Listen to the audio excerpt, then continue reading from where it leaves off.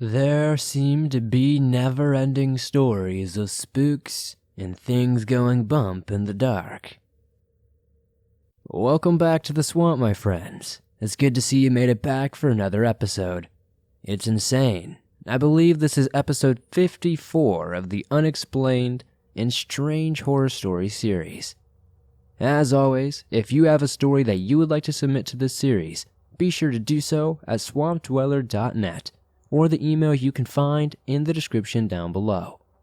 I'd love to share your story with everyone here in the swamp. It's stories like yours that help keep this show going on a daily basis. Joining me today reading one of the stories is my friend, Curious Raven. If you enjoy her voice, please be sure to check out her channel. You can find the link to do so in the description down below. Now, without further hesitation, let's get into these creepy and allegedly true unexplained horror stories sent in by viewers just like you.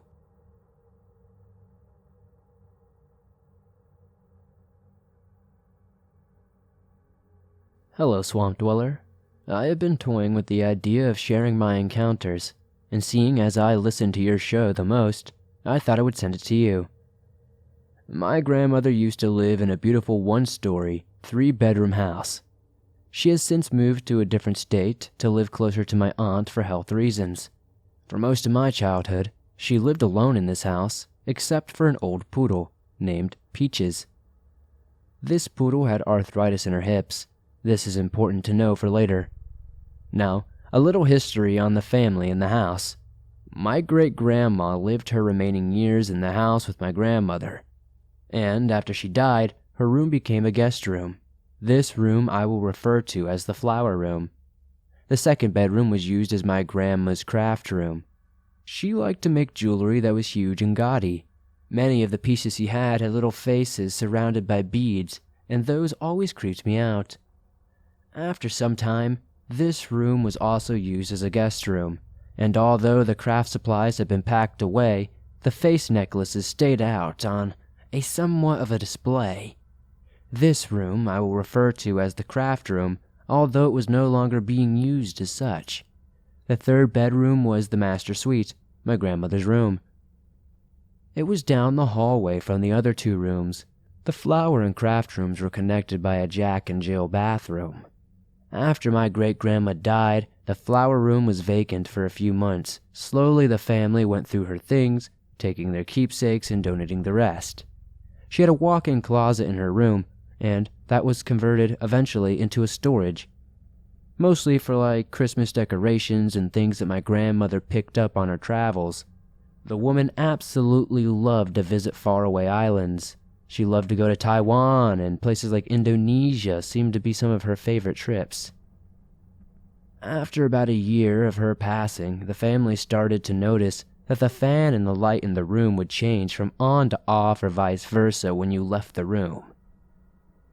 If you had the fan on but the light off when you left the room, when you came back the fan would be off and the light would be on. At first, we thought it was maybe the remote to the thing that was malfunctioning, so new batteries were put in, but it kept on happening. So maybe it was just the actual remote that was broken, so the batteries were removed and the remote thrown in a drawer. That was not it. Maybe the wiring was the problem, and it was just now causing an issue. So an electrician was called to look at it. Everything was fine, so a new fan was put in. When the new fan continued to turn off and on its own, it was decided to just ignore it. The logic, I guess, was that the room was hardly used, so it really shouldn't be an issue. It only seemed to get worse. The fan would start to turn on at such a high speed that it would shake or swing back and forth so violently that the chain would whip around and thwack the lights so much that it could be heard anywhere in the house, even if the doors were closed. My grandmother, who is one of the least religious people I have ever met, ended up going to a church and asked a priest to come over and bless the room and tell her mother that if it were her, she could move on. The priest agreed and blessed the room. My grandmother no longer thought it could have been her mother in the room, because after they were done blessing the room, she noticed all the photos of my great-grandma had broken glass. The fan would stop for some time, but the on and off thing would return At first, occasionally, but then more frequently. After this next part, during one of our visits to my grandma's house, my sister and I were going to be there at the same time as my cousin. This was especially exciting because we never got to see these cousins, as she lived in Texas and we lived in California. Regardless, every time we got to see her, it was like we were all best friends and no time had ever passed. At the time, I was about 8 or 9, and my cousin and I were going to share a room because my sister, being the oldest, had argued that she should be allowed to have her own room. So we took the flower room, which also happened to be the main bedroom the kids always slept in anyway. I think in part since the craft room had a creepy face necklace, I think most of us didn't want to be there. I should mention that the bed in the flower room was a queen-size bed that we shared. I do not think we noticed anything strange until maybe the second or third night when my cousin and I heard tapping or incredibly soft knocking at one of the doors. We assumed it was just my sister tapping on the bedroom door because she was so bored, or maybe lonely. So my cousin told her to go to bed. She was the loser who thought it would be better to have her own room by herself anyway. The tapping stopped, so we figured she just went to bed. The next night, I was already asleep, and I was awoken sometime in the middle of the night by my cousin telling my sister to stop knocking at the door. As I woke up, I could hear the soft knocking rather than a tapping, as it was a little louder than the last time. As soon as my cousin got up and out of bed to go open the door, the sound stopped almost as if nothing were ever there. The knocking returned the next night and the same thing happened. Just as my cousin got to the door, the sound stopped. In the morning, she told my sister to stop bothering us in the middle of the night, or she would get in trouble. My sister said she had no idea what we were talking about, but whatever. That night, we both woke up and there was no tapping or knocking sound. So whispering to each other like kids do, we both asked if each other was awake. Then, we were both kind of just lying there, and she asked me why I had woken up. I told her I was not sure and asked why she was up, and of course, neither of us knew what woke us up. Then it dawned on us that the walk-in closet had this incredibly loud squeak whenever it opened. And that must have been what woke us up. We only realized this because we heard it squeak again and the door opened, just a crack, maybe only a foot or so. There was no air on, and the window was not open, so we knew it was not from a breeze. And besides, we never went in there or opened the door, so a breeze in the room should not have been noticeable at all, honestly. In the dark of the room, we hear what can only be described as the sounds of someone or something crawling on the floor clumsily from the closet toward the foot of the bed. Then, for a few moments, both of us too scared to voice the questions of, "Did you hear that?" when there is a sensation of someone gently pulling the covers from the foot of the bed. But the cover is only pulled halfway off the bed. At this point, the two of us are hugging each other and trying our best to watch the bed. The blanket stopped moving, and we just sit there for a minute or so. My heart felt like it was going to pound out of my chest. Suddenly, there is what looks like a cat that jumped onto the bed. But it's all wrong. It does not fully look like a cat. Even now as an adult, I cannot really explain it. Something about the shape of its head and upper arms were just wrong. But this thing's eyes, I will never forget it. It had red, almost glowing eyes. It just looked at us for what felt like the longest time, but was probably only just a few seconds.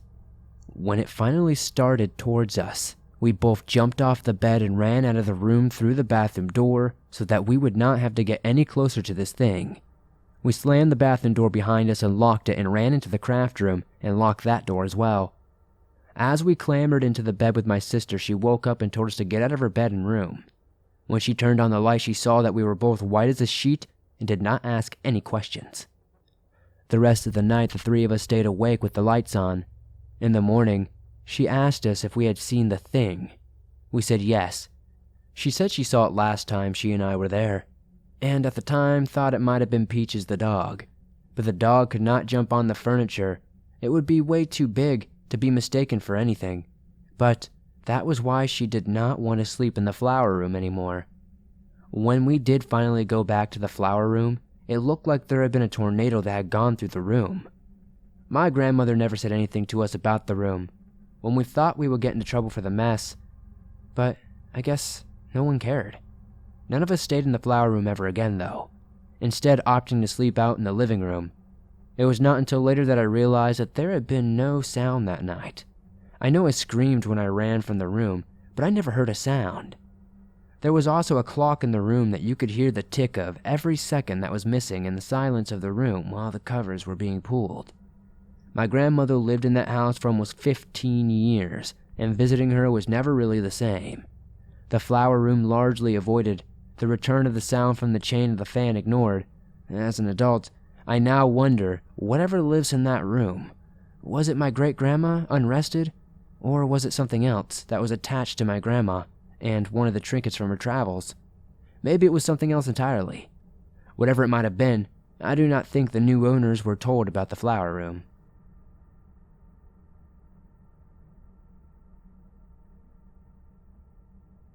Hi, Swamp Dweller.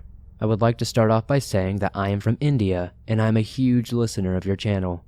I enjoy listening to these stories, so I thought I would share this allegedly true paranormal experience my friend had. This will be from their perspective. This happened in June. One Tuesday night I was laying on the bed watching something on my phone. I normally sleep around 1 a.m. since I have a very bad sleeping schedule, but on this night, I tried sleeping at around 11:30 p.m. because I had online classes the next day. So, my mom wears these rubber slippers at home because her feet tend to get cold.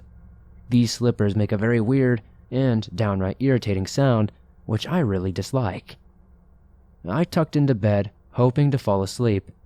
Just then, though, I heard what sounded like my mom's slippers. Initially, I thought she was going to get water or something, so I just ignored it and tried to go to sleep. The noise persisted, though. This time, it was much slower than before. There were extended gaps in between each step, which started to spook me. Suddenly, it felt as though the noise was getting louder and someone was walking towards me. Then again, I tried to make it make sense by thinking it was probably my mom coming to check whether I had fallen asleep or not, and dismissed all the noise as, just my mom. I switched on the lamp near my bed, and no one was there. This is where I began to freak out. A lot. I was even scared to walk up to my mom's room. The sound kept coming. Sometimes it was as though someone was walking towards me, and sometimes away. I was afraid to switch the lamp back on. That is when I saw a light coming from my mom's room. I quickly got up and ran to her, and told her what happened. She tried to calm me down, and told me to sleep with her. I managed to finally fall asleep sometime at around 2 a.m. When I woke up in the morning, I noticed my mom walking back and forth. When I asked her what was wrong, she told me that her slippers were missing. I was confused as it was always near her bed because that is where she leaves them every night. Nonetheless, I went to look for her slippers. I looked everywhere except for my room as I was sure it could not have been there. I went to my room and I was absolutely shocked to find them, right next to my bed in a position as though someone were about to get down and wear them. I got very scared and ran to my mom. Nothing of this sort has ever happened, ever again, but this incident still gives me the chills whenever I think about it.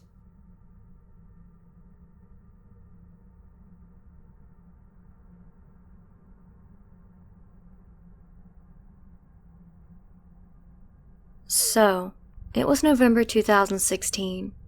I was preparing for my board exam and used to spend most of my time in classes. So one evening, I was stuck in my class for some reason and got out very late.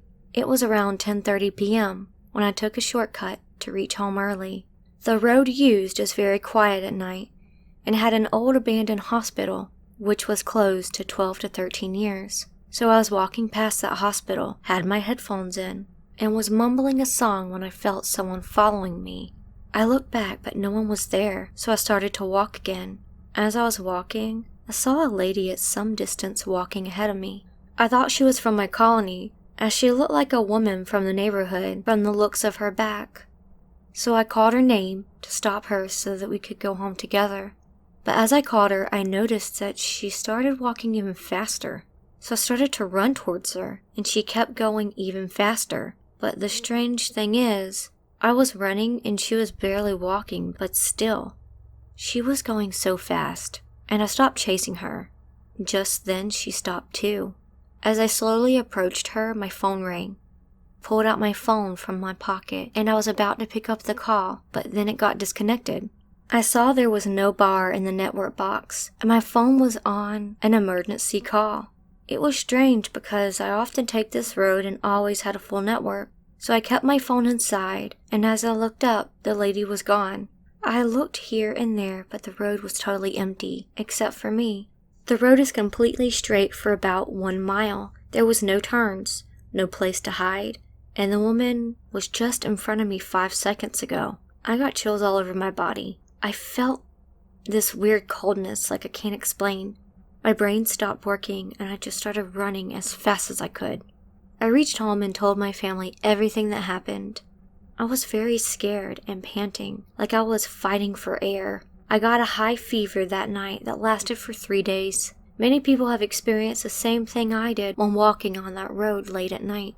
Some people think that a ghost of a pregnant woman who died during childbirth due to complication in the hospital was haunting the road. The hospital was believed to be cursed since then, and allegedly, that was why it was closed.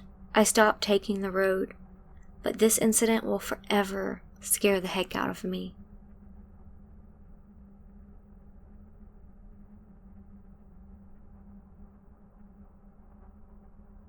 This is kind of a short one, but it has been a while since I have submitted a story to the swamp, so I figured why not.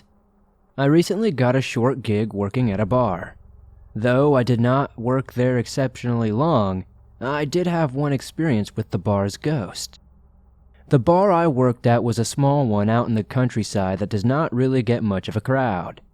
I usually work the night shift about 5 to 2 in the morning. Before even working my first night shift, I was told about at least 3 ghosts. One that haunts the docks across the road, one that likes to move furniture in the main bar room, and one that haunted the back rooms. Supposedly, the one that haunts the back room is a notorious prankster.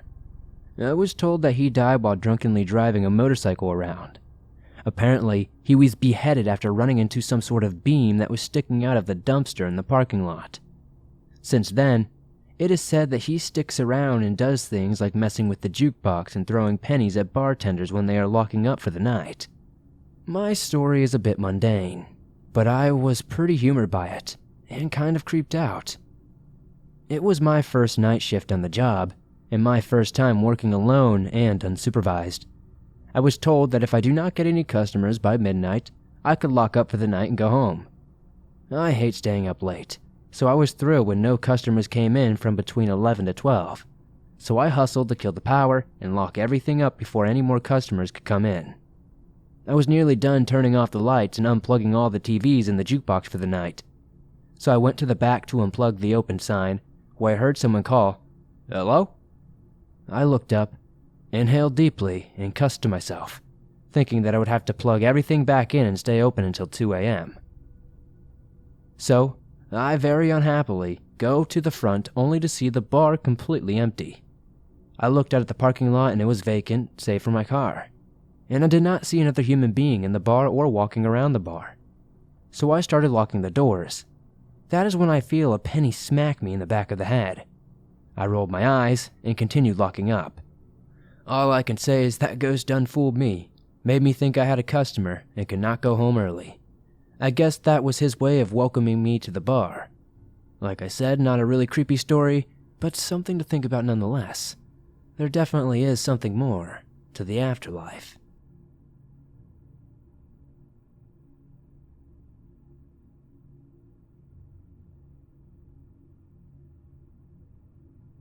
I am a personal support worker, working in a retirement home. This facility is not terribly old, 7 years at most, but with any building where death occurs, there are some strange things that happen. The nursing station has a direct view of the dining room and the fireplace room. On night shift, you can often find the rocking chairs swinging by themselves, the lamps turning on or off, the dining room doors opening or closing, and the dining room chairs being pulled back from the tables. The second floor is where most of the activity actually occurs. We have multiple residents who claim that there's a little boy who will come visit them at night, sit on their beds, and ask them to play. Multiple staff members experience cold spots, hear someone crying, or calling out for help only to find no one in distress. Growling and strange animalistic sounds are not uncommon as well. One room on the second floor has even been turned to storage after there were incidents with 3 different residents. The first one started hearing bangs and strange noises at night.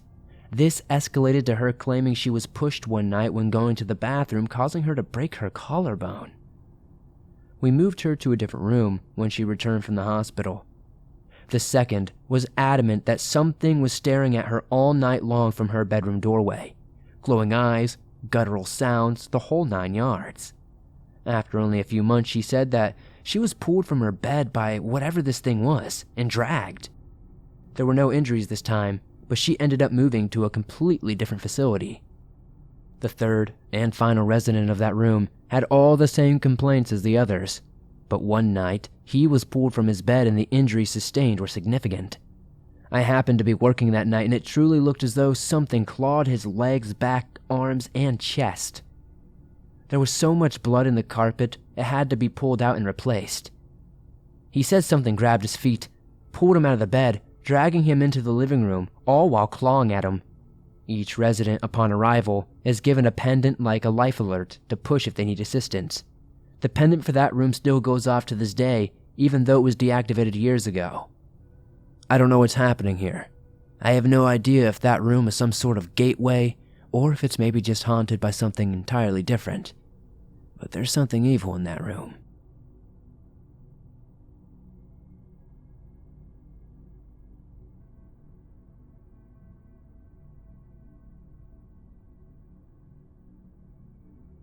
Is it possible I might have a ghost dog as a friend? So, this story goes way deeper than this, and I'll give all the info on my encounters that I can. Names have been changed. When I was a kid, I had an imaginary friend that was a dog. His name was Skippy, and he went everywhere with me. My mom said, when she asked me who Skippy was, thinking of it as another, imaginary friend, I told her it was my dog. She asked where he came from, and I told her he came with me, and he's always been with me. I still have the stuffed animal I felt represented him best.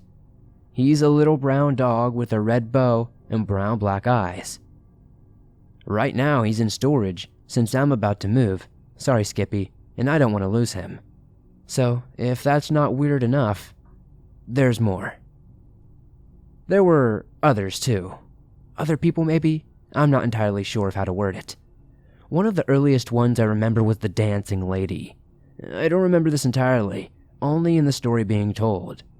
My mother was cooking at the stove, and to the left of the stove we have some steps that led to the stairs that go upstairs to the second floor.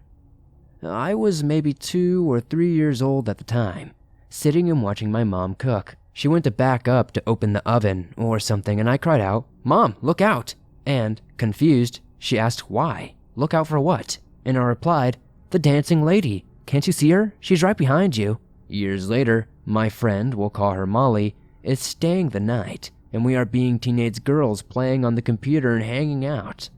Eventually, we get ready to go to bed. At some point in the night, we went downstairs to go get a drink or a snack, and I guess she saw the dancing lady. The next morning, we wake up and she starts asking the history of the house and telling me she saw a lady dancing in the kitchen. And I'm like, "Molly, are you serious?" I shared the story of when I was a kid. We were both seriously freaked out about that. There was also another younger girl.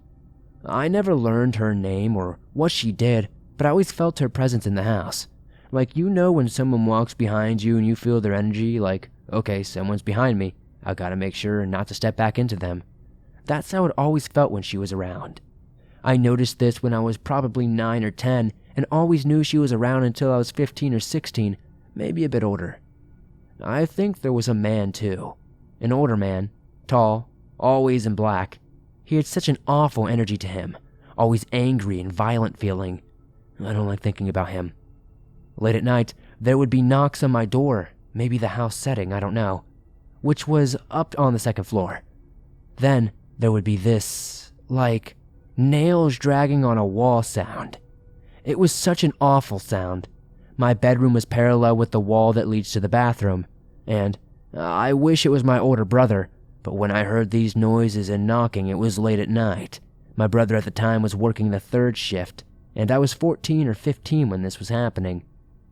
My last experience is the most vivid. This was when I was like 2 years old, and I was first able to get up the stairs. I remember the gate was down, and there was a baby gate. My mom didn't want me to fall down the stairs, but I didn't give a crap. I loved those stairs, and I was just a kid. I was hearing noises coming from my mom's room, which was the master bedroom. The master bedroom was shaped sort of like a square peanut, wide and long. To the left, when you entered, was a smaller square where there were some storage closets built into the walls. To the right, where the bed and the dresser were, and the windows that led out to the roof where I like to sit. So I crawled up the stairs with my dog Daisy, best dog ever, I miss her every day, to investigate because I'm a baby and I got balls, and I get up there and go through the door. The doors don't actually close. It's really, really old, and inside is a group of like 9 men playing cards and smoking cigars. I remember their faces and how they looked so very vividly. Most wore these derby hats that were dressed in black and brown suits. Very dapper-looking men for sure. They were laughing and talking and making bets, just having a good old time. I don't remember much after that, and I'd love to think it was my overactive imagination, but it just felt so real. It was so vivid. The smell of cigar smoke, the chatter and laughter, the feel of the stairs on my hands, and my dog whose hair stood up on end the entire time. Daisy was a real dog. She was my friend, my best friend as a kid, but not Skippy. She was a black lab with the sweetest brown eyes, chunky and shaggy. I loved her so much, I like to think of her as sort of a protective being, like a second mom for me, but a dog. Here's a little background on the house I grew up in. I really don't know much, but I do know it was built around 1920 and 1924. It was originally 2 stories, and later had some additions built on, a back porch and a side office room. The house next door may have been connected to my house on the same property at some point. The house next door was a brothel, and I know this because each bedroom had its own bathroom, and the living room was sort of split off. The front entrance was smaller, and then you went through 2 double doors in the huge living room. The kitchen was tiny, and it had a little second room just behind it. I loved that house. My dad's friend Terry owned it, and she was a big influence in my life growing up. We would go to the beach together, and I'd sleep over at her house, and she was like an aunt to me. I haven't heard from her in many years, and I'd love to know how she is. But her house was huge and I loved it. It was built just before my house was, and is a historical property in that area. My house has a marker out front with its geographical location because I'm not really sure, but I'll have my mom take a picture of it. Anyway, there's a rumor that someone committed suicide in my house. Like, not the people before us, but much before that. They said it was the stepmom of the guy who lived there. I never encountered anything like that, but I've hated that house since my childhood. Maybe not hate, but like, really don't want to go back, I guess. Does anyone have any advice or ideas? Thanks in advance.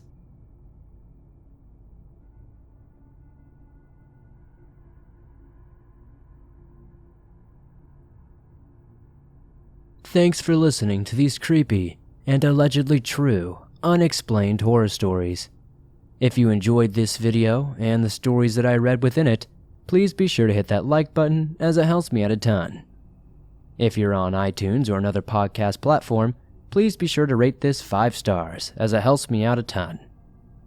If you're new to the swamp, why not join us? Hit that subscribe button and turn on notifications to never miss a new video, as I upload them almost every single day, and all things natural and supernatural. If you have a story that you would like to share in a future video, whether it's something paranormal or something different, be sure to submit it at swampdweller.net or the email you can find in the description down below. It's stories like yours that truly help keep this show going on a daily basis. Much thanks and appreciation to my friend Curious Raven, who helped read story number 3 today. If you enjoy her voice, please be sure to check out their channel and subscribe. I think you'll enjoy their content. If you're on the go, but still want to listen to your favorite Swamp Dweller scary stories wherever you are, you can do so absolutely free by downloading them from iTunes, Spotify, Stitcher Radio, and just about everywhere else you find your favorite podcast online. Like I said, it's absolutely free to do so, and supports the show nonetheless. If you want to support the show further outside of hitting that like button and subscribing, maybe check out the merch store. I have everything from face masks, to hoodies, to shirts, and more. We also have an exclusive winter 2020 design that will not be printed after New Year's, so be sure to get one before it's too late. I'll see you guys soon with another creepy video.